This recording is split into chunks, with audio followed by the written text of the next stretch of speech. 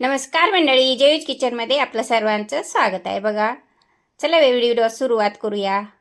तुरीची डाळ घेतली, मसूर डाळ घेतली आणि तांदूळ घेतलं. आता हे स्वच्छ धुवून घ्यायचं. बघा, अशा पद्धतीनं पाणी ओतून ह्याला स्वच्छ असं धुवून घ्यायचं. 1 2 3 पाण्यानं आपण हे धुवून घेतलेलं आहे. पहा, आता त्याच डाळीमध्ये मी कांदा टाकला, टोमॅटो टाकलं. तसंच त्याबरोबरच मी त्याच्यामध्ये हळद टाकून घेतली आणि थोडंसं चवीनुसार मीठ पण टाकून घेतलं. आता त्याच्यामध्ये पाणी ओतून घेऊया. आवश्यकतेनुसार पाहिजे तेवढं पाणी आपण ओतून घेतलेलं आहे.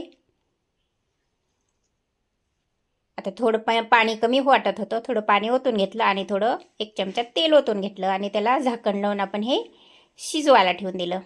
आता हे शिजलेलं आहे, खाली उतरून घेऊ. आणि आता गॅसवर मी कुकर ठेवलेला आहे. कुकरमध्ये मी बटाटा, शेवग्याची शेंग आणि दुधी भोपळा, तसंच त्याच्यामध्ये हळद टाकली, मीठ टाकलं. आता झाकण लावून त्याला पण शिजवून घेऊया. आता हे शिजलेलं आहे. झाकण काढून बघूया. बघा, बऱ्यापैकी शिजलेलं आहे. हे आता जवळपास 50% आपण हे 50 ते 60% शिजवून घ्यायचं हे सगळं.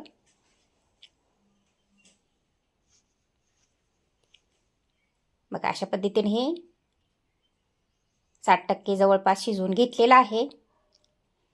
त्याचबरोबर आपली डाळीची पण कुकर आपण उघडून बघूया. आपली डाळ पण शिजलेली आहे.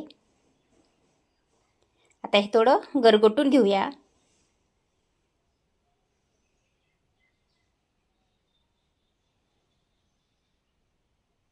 जास्त एकजीव करायचं नाही, थोडंसं ओबडधोबड डाळ ठेवायची. बघा, अशा पद्धतीनं पाणी ओतून घेतलं मी. त्याच्यामध्ये आता हे शिजलेली शेवग्याची शेंग, दुधी भोपळा, आपले बटाटा वगैरे आपण शिजवलं होतं ना, ते आपण याच्यामध्ये टाकून घेऊया.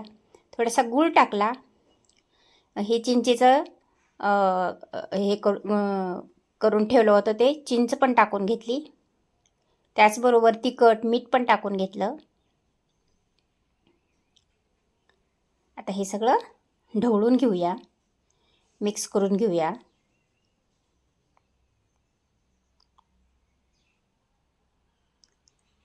आणि हे आता आपण गॅसवर ठेवून देऊ. हे थोडंसं गरम होऊ देऊ. बघा, अशा पद्धतीने हे गरम झालेलं आहे. आता अशा पद्धतीने हे आपला सांबर झालेला आहे. आता त्यामध्ये आपण सांबर मसाला पण टाकून घेऊया.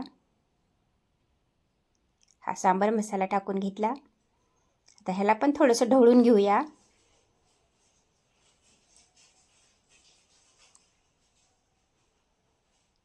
आता हा सांबर मसाला एकजीव करून घेतलेला आहे. आणि आपण आता फोडणी करून घेतलेली आहे. ते तेल घेतलं. बघा, आणि तेलामध्ये मी अशा पद्धतीनं मी हे अद्रक लसणची पेस्ट टाकून घेतली. तसंच आपली मोहरी पण टाकून घेतलेली आहे. परत अद्रक लसणची पेस्ट टाकून घेतली. आता बऱ्यापैकी आपण हे फ्राय होऊ द्यायचं आणि आपल्या त्या फोडणीमध्ये टाकून घ्यायचं. कढीपत्ता पण टाकून घेतला आणि अशा पद्धतीने ही फोडणी आपण त्या सांबरमध्ये टाकून घ्यायची. बघा, अशा पद्धतीनं आता याच्यामध्ये थोडंसं बघा हे, आणि आता ही फोडणी ह्याच्यामध्ये टाकून घेतलेली आहे. आता थोडंसं ढवळून घेऊया. लाईक करा, शेअर करा, सबस्क्राईब करा, कॉमेंट करा. खात राहा, मजेत राहा, खुश राहा, आनंदी राहा. असेच व्हिडिओ माझे पाहत चला. चला, भेटू पुढच्या व्हिडिओमध्ये. धन्यवाद.